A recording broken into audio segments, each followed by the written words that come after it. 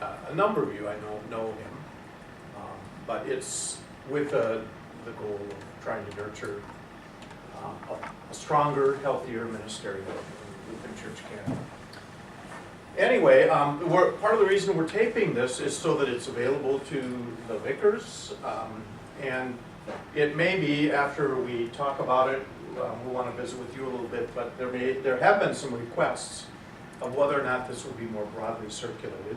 Don't let that change the kinds of questions you ask or anything else. We want to make sure that's why we're not broadcasting, webcasting it right now, because we wanted to make sure that we could protect and capture the integrity of student questions, and the kinds of things that might happen without it going public and maybe raising questions about. I mean, as I said in chapel the other day, in the LCMS less than 20 years ago, the whole syncretism issue became a divisive piece that strongly divided the church. And so as a potential hot button topic, we're trying to protect the integrity of what happens here.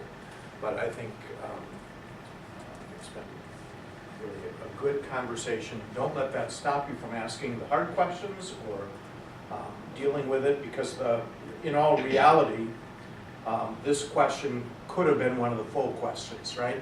What would you do if? And or could be, for some of you, the kind of full question that you address. What would you do if this happened? And then we draw upon everything we've learned, and we rely upon the strength of God and the guidance of the Spirit. And as Pastor has been trying to share with us, you lead with the gospel. You lead knowing that this is an opportunity for proclamation. Anyway, we want to turn it over to you so that you can pick it up. We're not going to have a prayer at this point, and at the end we'll let you have the closing prayer, but it's all yours, Pastor. Okay, cool. So, I know after lunch is always time for nap, but I'm sure we'll make out okay here. So I want to start actually. This isn't how I plan to start this part of the session, but it was discussed in over lunch, and I think maybe President Gimbel was just alluding to it. So maybe we need to kind of just spend a few minutes head on this issue of doing things with other denominations and things. When I entered into this, we've discussed a lot of it already in terms of my thought process that went into it before as we were entering into it. But quite frankly, when I had to struggle a little bit, because I know that our church is a little hesitant to engage in ministry with other denominations and things like this, and these kinds of things. I know that quite frankly I was expecting some blowback from it. I thought, oh boy, here we go. It didn't come too much. If I have to be honest, I have to say that it did come up. It came up in a conversation. I won't say who, but it was somebody in a leadership position in our church that phoned me up on Monday and said, "So, saw that last night," and they didn't really say. It was sort of presented in a manner that it was. So how do you feel? How do you feel about that? Right? How do you feel about what went on last night? Right? And kind of trying to feel me out a little bit. And I think by the time it was done, that person agreed that it was fine. But I'm not sure that's how it was initially started. Yeah. Your ministerial is made up of all Christians, yeah? Or is it with other religions? No. Okay. Yeah, so there's no Jehovah's Witness or anything like that. So it's there's guidelines that you have to be a Christian Good, thanks. Right. So anyway, so without belaboring the point here,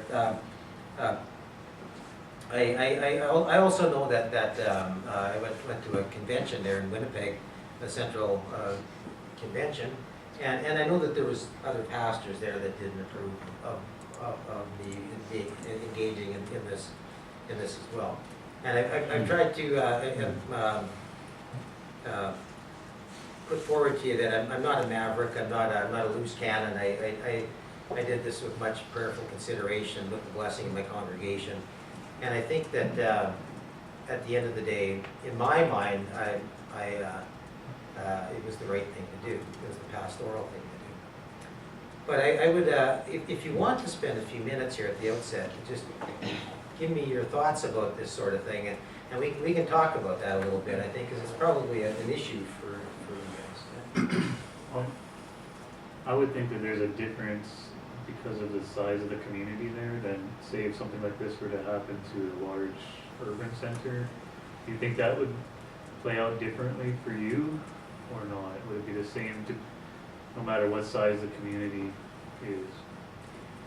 Yeah, that's a hard question to answer, because I'm thinking, in a small town like that, right, to just not participate would be, do more harm. it wouldn't even be thought, and nobody would even think, it would kind of be unheard of that you would not be Right. involved, right?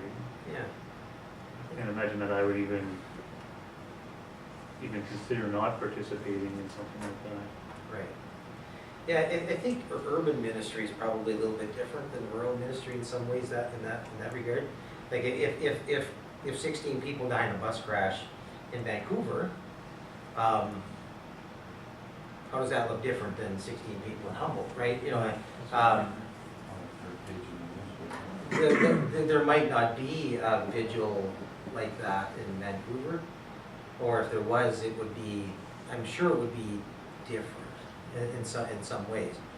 I don't even know, honestly, I'm not equipped to answer that question, because I've never done ministry in a city. I don't know if there even is such a thing as ministerials in Vancouver, or whether there's enough of your own denomination that you just meet with your own colleagues. I'm not sure how that works. But, yeah. Here in Edmonton, there are sort of neighborhood ones within the city. Yeah. I was part of the Millwoods one when I was pastor here. Right. But I know the small town in northern Alberta where I serve, other pastors in our circuit, I'm guessing, may not have participated had something like that happened at that time. There were some parishes in that circuit that had a long history of doing nothing with anybody in their communities. And so I would say it isn't as simple as just small communities you're in and big ones you're out. There's more to it than that. Yeah. We talked about media kind of pressure and what media says, and when we were going through and we began to discuss this, my thought was, had you decided that you weren't going to participate, I could see Lutheran pastor refuses to pray for victims. Yeah. I could see that kind of thing, because we've had to work with the media, with Birch Bay and with other places, where nothing you do, if they've decided to take it, like if somebody says the wrong thing at the wrong time, and they decide to go after you, there's nothing you can do to win. And then trying to answer, well, this is a question of syncretism.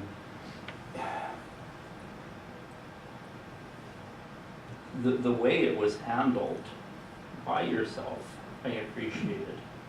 Because in that context, it wasn't, I mean, you weren't doing the preaching, you weren't saying we're here to agree with everything, you're praying for victims.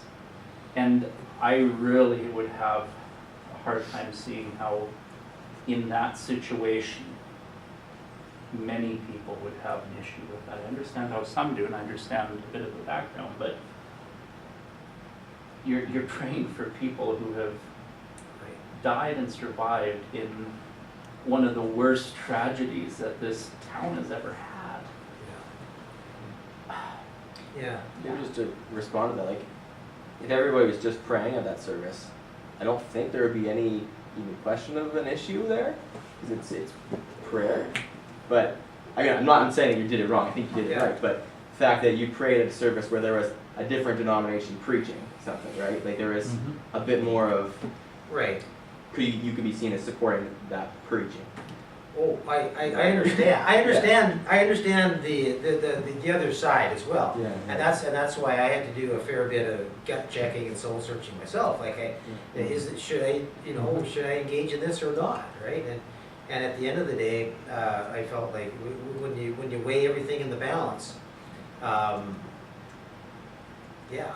And if well, I mean, I was prepared to take the flack if it came.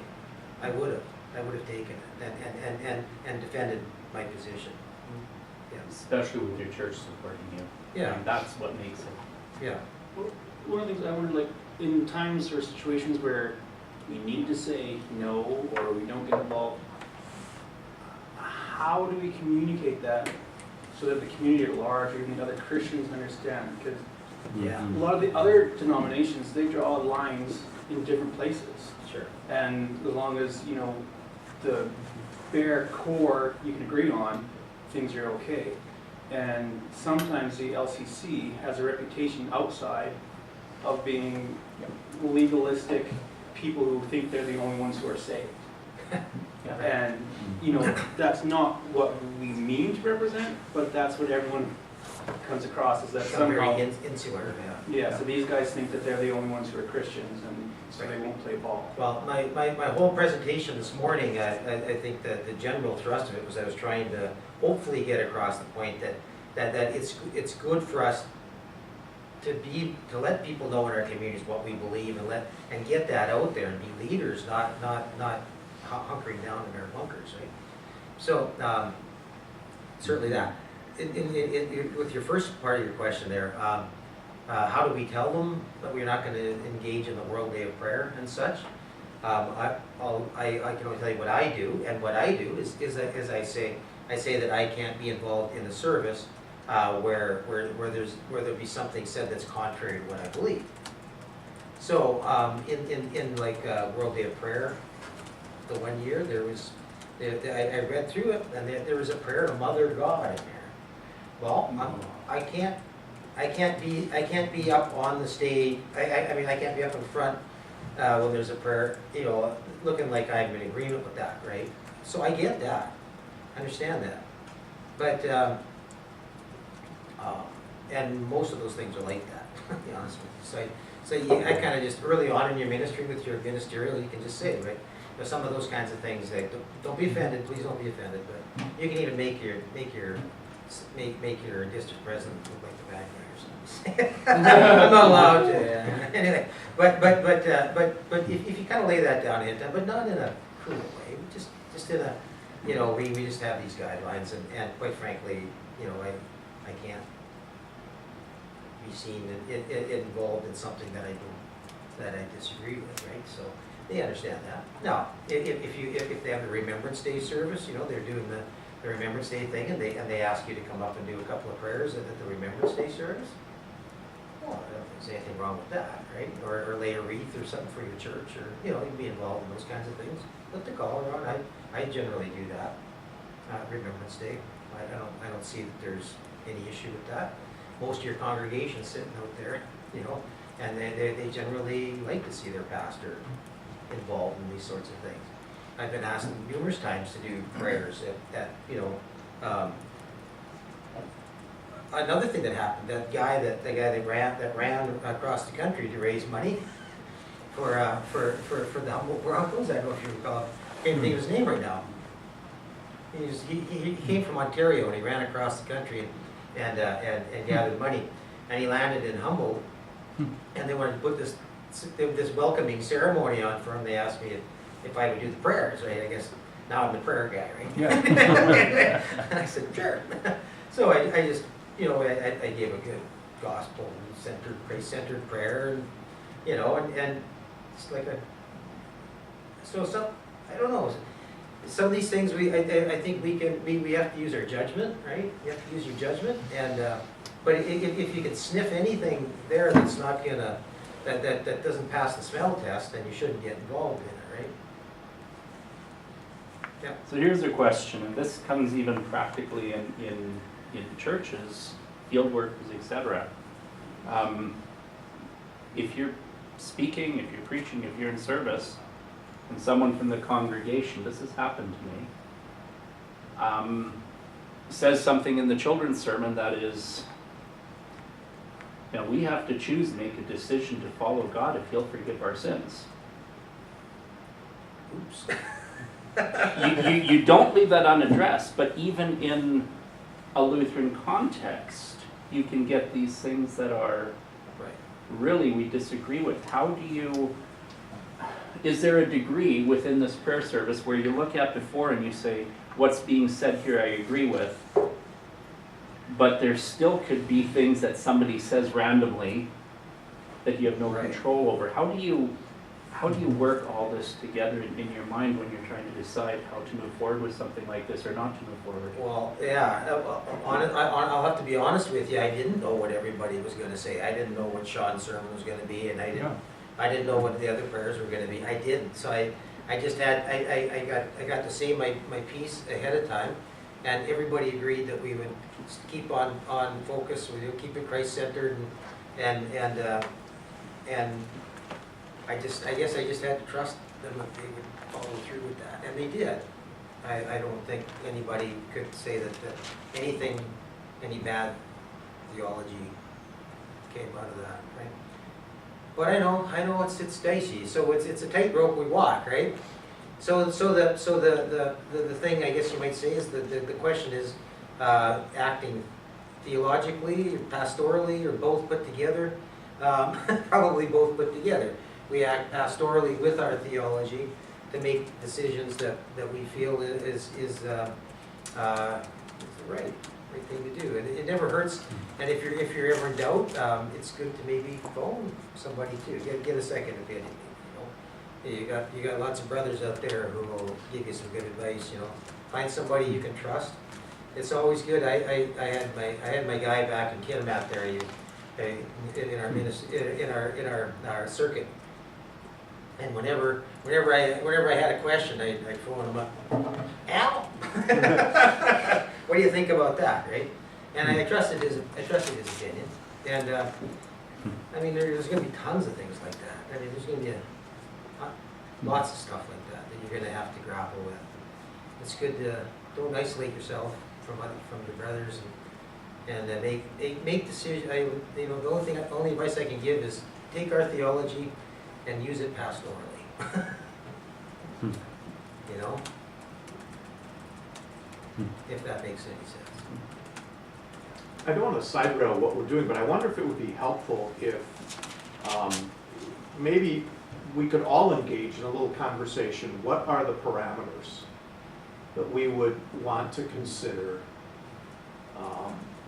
when making a decision like that? And maybe we can just start by asking, what would you say no to?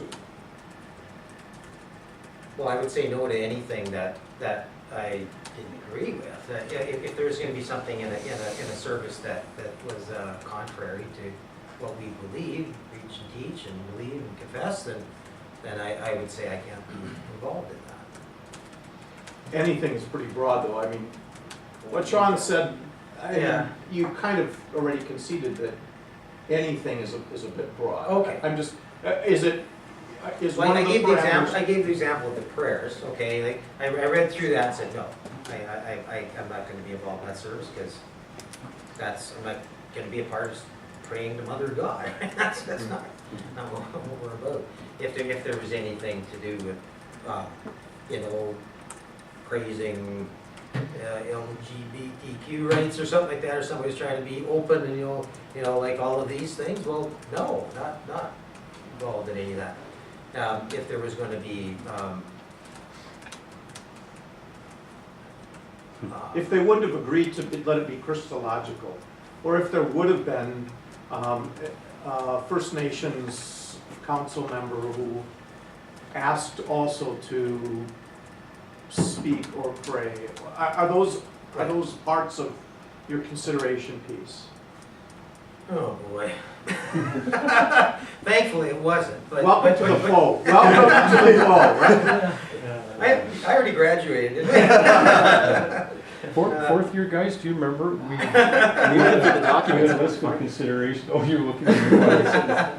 There's a No, whole list of things. no, we- you're absolutely right, of course, you know, I mean, which is why we don't engage in the World Day of Prayer, because that's so Muslims and everybody's, it's supposed to be one big happy thing, like we got Muslims praying, and you got Christians praying, and you got everybody praying to their own direction and their own God, and we're all supposed to be one and happy, one big happy family. Well, no, of course not that, but,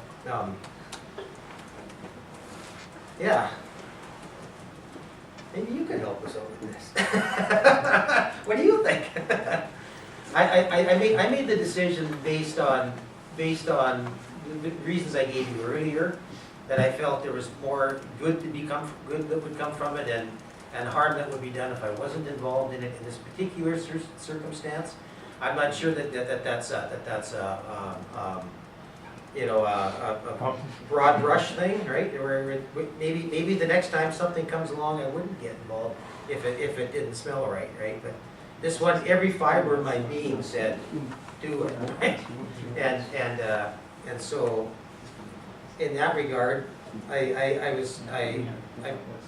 felt I was on solid ground in this case. Yeah. Just to make a note, since it was mentioned earlier this week, both in chapel and an email about the whole Yankee Stadium event in Missouri Synod, Right. there were those who took offense because they're going to take offense. But there were others who took offense because of they crossed those boundaries. And you had all different religions taking turns, Muslims, Jews, Sikhs, Right. Hindus, in the same thing. And, that was, for many, that was the point of contention. Is that, okay, we've crossed now from different understandings of the same God to different gods. I said, and granted, there are those who are offended because they're going to be offended.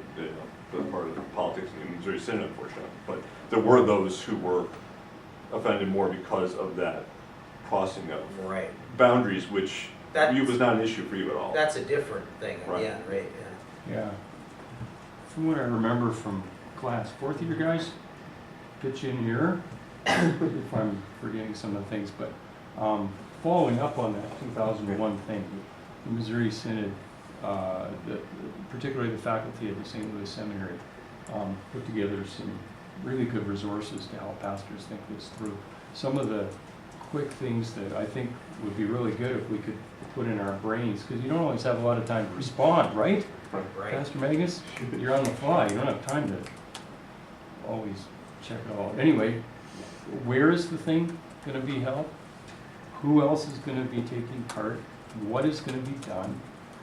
Who am I at that event, right? Like, am I there as a pastor? Am I there representing my denomination or my congregation, or am I just a guy, right? But those, looking around and just getting a sense of it. Where is it? Who's sponsoring it? What's going to be done? By whom? And what's my role in all of that? And in addition, can I give a clear witness? Right? Well, yeah. In this Any context. restrictions on what I'm going to do? Yes, Yeah. no, right? Yeah. Yeah. Are you shackling? Can you, if I'm asked to do an invocation at a high school graduation and they say you can't use Jesus' name, it's not even And it's a decision. non-starter. It's a non-starter. from the right, get-go, right. yeah. Yep. But if I can give a clear witness, then things begin to proceed from there too. I like the way you said it this morning too. You specifically referenced a couple of times weighing out the good that could be accomplished if I'm there versus, the good and the bad Or, on both sides, Yeah. right? or the harm that might be done if I don't go, right? Right. Yeah. Yeah. The people who expect you to be there. Yeah. Yeah. So none of these are easy questions. It's not a, I wish we could just say, okay, well, there it is, where you go, right? But, there's gonna be, you're gonna grapple with some of these things, and that's okay. this is not about, more, I guess, among Christians and more in your context rather than having different faiths. So what, if the pastor who preached his sermon wasn't really Christ-centered? For example, it just happened like say it was a Roman Catholic priest or pastor preaching, and the focus was more on Mary and looking for the saints for salvation rather than Christ.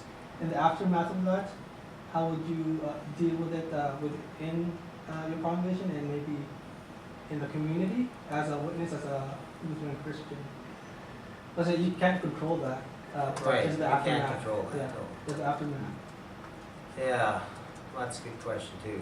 If, I guess, as pastors, we're always called to be educating and teaching our people, right? So, when something is said that isn't quite right, that we believe in, then we can bring that up, maybe not necessarily in a sermon, but, you can bring it up in a Bible study or talk to people about it and say, so, what, you heard him say that, right? Well, of course, we don't believe, that's not what we believe, right? You can say things like that. But the truth is, people hear that stuff all the time. They all you need to do is flick on your TV and watch Joyce Myers or who's the guy with the teeth with this. Joel Osteen, right? I mean, how many people go to my church and they go, oh wow, I watched Joel Osteen, it was great. And, Yeah. please, but so they hear that stuff anyway. But I mean, I'm not saying that that's an excuse that we should embrace it. No, certainly. But we're always, it's a never-ending job to be teaching what we believe and to bring it out in again in the most loving way we can. Not as a, but as a, this is what we believe and this is why, right? Everything you need to do? I guess just one follow-up from that. You were in a radio station once.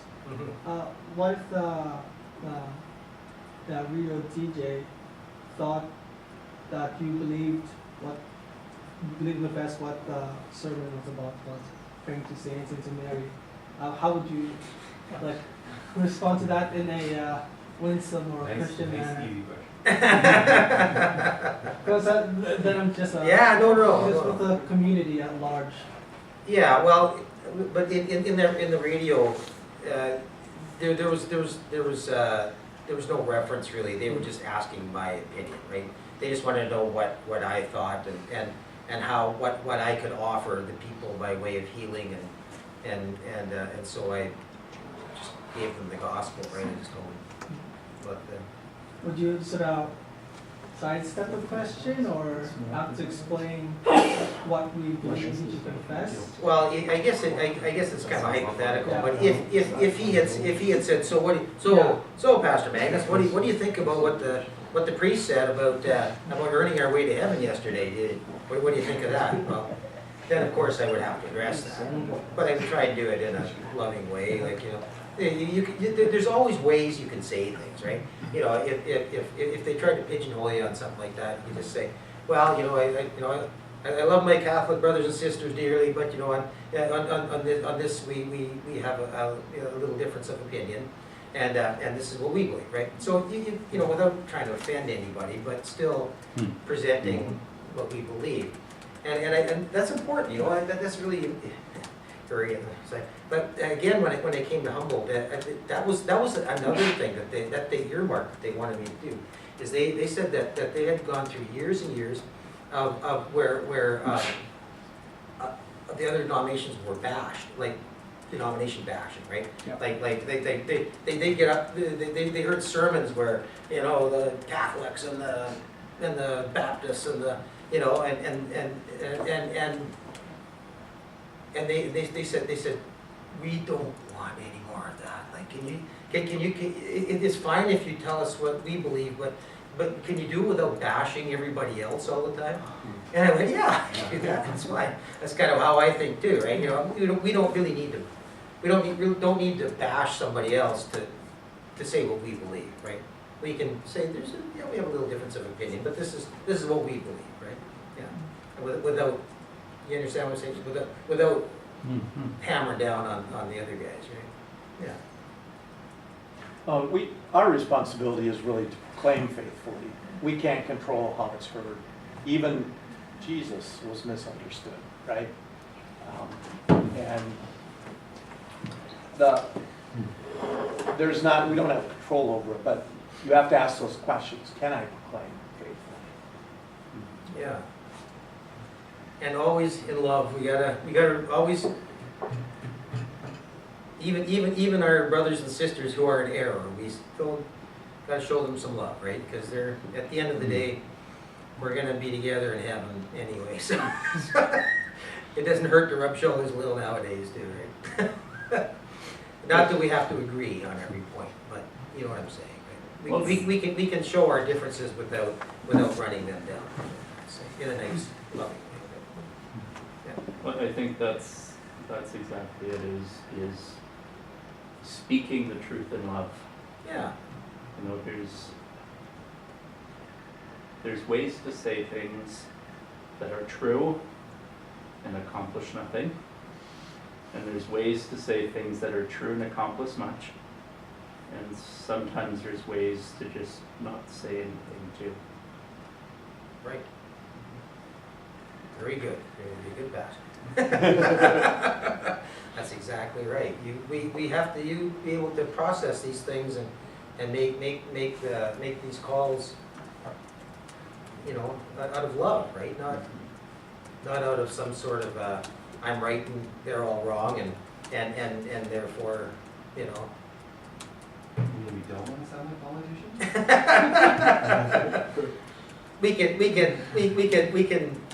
We don't have to agree on every point of doctrine, but we can still acknowledge them as brothers and sisters, and we can work together with them in certain circumstances, certainly. Now, there are some churches nowadays that are marginally Christian anymore, right? And we might have to, you know, sometimes there's, you know, but anyway. You know what I'm saying?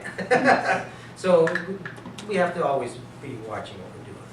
But this discussion is good.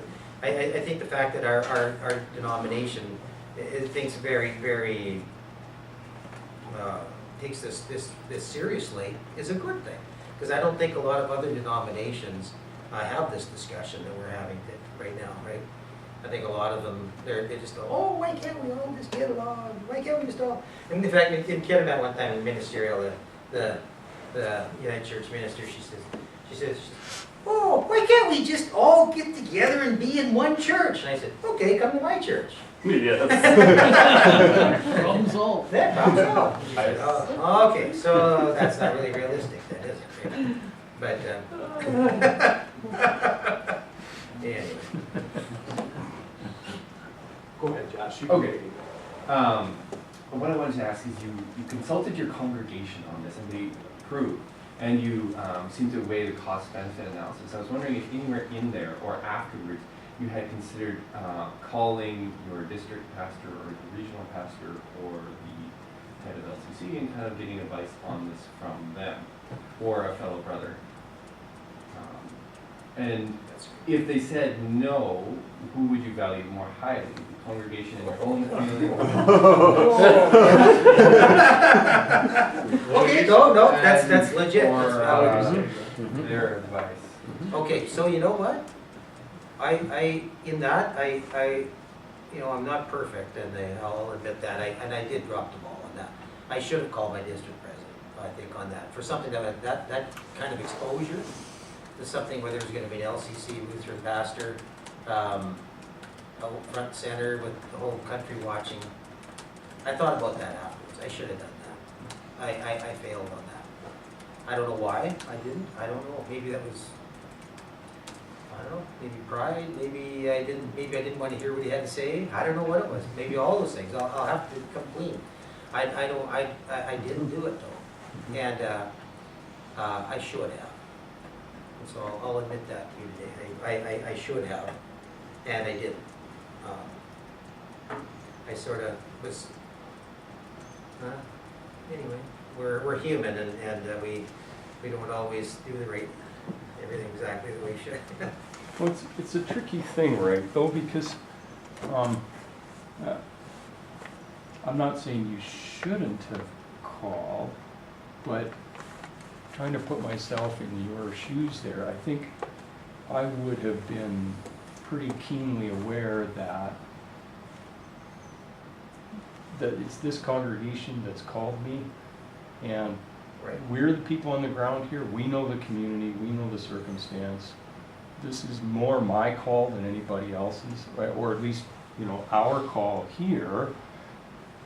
Even though, you're right, I'm a representative of the synod and I'm rostered in the synod, and that all matters too. But I guess I'm saying I probably would share your inclination to have made that same mistake.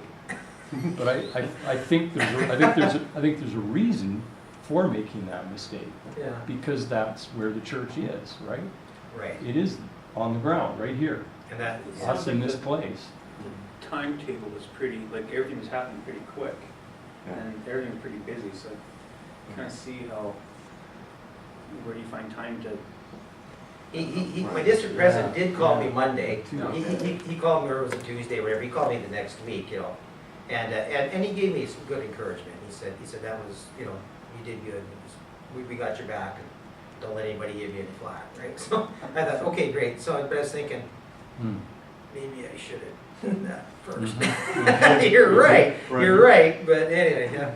So one of the things, we've talked about parameters and what this looks like and what you wouldn't participate in, but something you said earlier really has stuck with me, is that from Friday till Monday, you were in the Word, you were preparing a sermon in a day, you basically didn't say amen. You were reading, you were praying, you were in the Word, you were speaking, communing with God. I think in all of this, and all of these are great, and I'm not saying these aren't great parameters, they are, and certainly they kind of tell us when we go over the edge. But I think personally, for myself,